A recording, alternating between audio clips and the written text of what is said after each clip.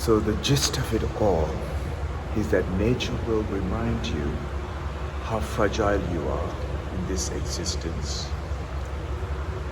The nature will also remind you the very element that you are made from, the water, the air, the space, the fire, the solar, the sun, the earth, the very things that you are supported by can also take you back.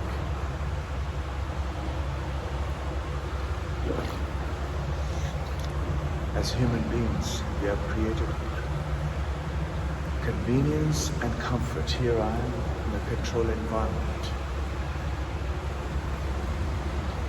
My exposure to risk of my life and the exposure to the elements of nature can simply make them disappear.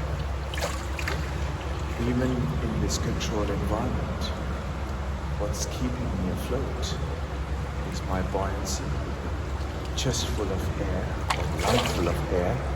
And if you're a smoker, it will remind you how much you can stay afloat, or how much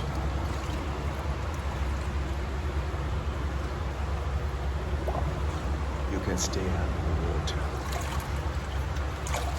Everything to life is determined by our exterior situations. The environment you create around you is the environment that is within you.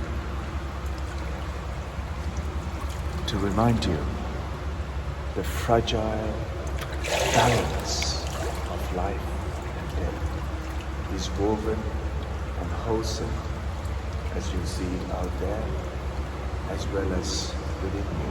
If you like it or not, this is the realities of nature and life.